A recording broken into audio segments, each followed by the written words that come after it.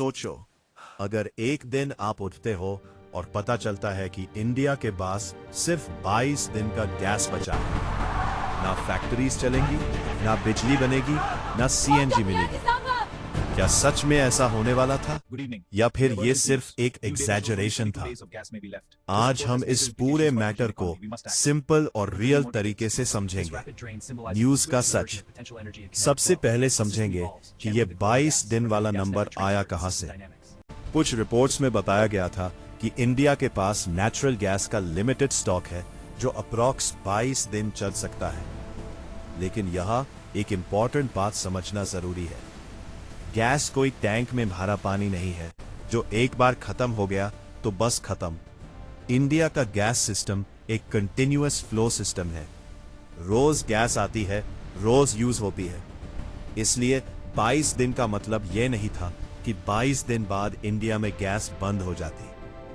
Gas India कहां लाता कहां से है? इंडिया अपनी गैस 3 जगह से लेता है: domestic production, imported LNG, long term contracts. Problem यहां आती है कि इंडिया अपनी जरूरत का काफी हिस्सा इंपोर्ट करता है, और जब दुनिया में कोई क्राइसिस होता है तो उसका सीधा इफेक्ट इंडिया पर पड़ता है। ग्लोबल क्राइसिस का इंपैक्ट। रशिया यूक्रेन वॉर के बाद पूरी दुनिया में एनर्जी क्राइसिस आ गया। यूरोप ने दूसरे कंट्री से एलएनजी खरीदना स्टार्ट कर दिया। डिमांड बढ़ गई और प्राइसेस स्काईरॉकेट हो गए। इंडिया के पास 2 ऑप्शन थे: महंगी गैस खरीदो या सप्लाई को मैनेज करो। इंडिया ने सप्लाई मैनेज की, जिससे थोड़ी टाइट सिचुएशन बनी। अगर सिचुएशन बिगड़ती तो इंडस्ट्री स्लो या बंद होती, पावर प्लांट्स अफेक्ट होते, सीएनजी पीएनजी महंगा होता, महंगाई बढ़ती। लेकिन घर की गैस सप्लाई सबसे लास्ट में अफेक्ट होती है।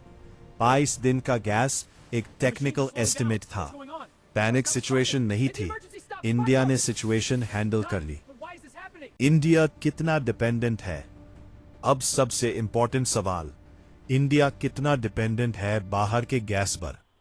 सच ये है कि इंडिया अपनी नेचुरल गैस का एक बड़ा हिस्सा इंपोर्ट करता है, और इसी वजह से जब भी ग्लोबल प्राइसेस बढ़ते हैं, इंडिया डायरेक्टली इंपैक्ट होता है। इसका मतलब क्या हुआ? इंडिया कंप्लीटली इंडिपेंडेंट नहीं है एनर्जी के मामले में, और ये सिर्फ गैस में नहीं, ऑयल में भी सेम सिचुएशन है। इसीलिए गवर्नमेंट का फोकस है डोमेस्टिक प्रोडक्शन बढ़ाना, न्यू गैस फील्ड्स एक्सप्लोर करना, रिन्यूएबल एनर्जी को पुश करना, फ्यूचर डेंजर एंड सोल्यूशन।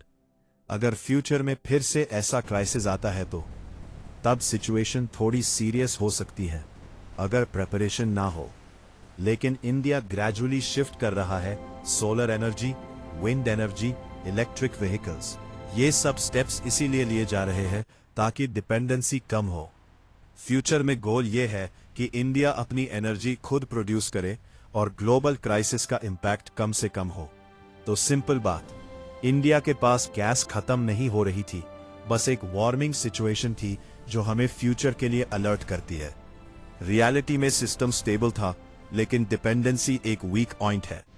अगर आपको ऐसे रियल और पावरफुल एक्सप्लेनेशंस पसंद है तो वीडियो को लाइक करो, शेयर करो और चैनल को सब्सक्राइब जरूर करो।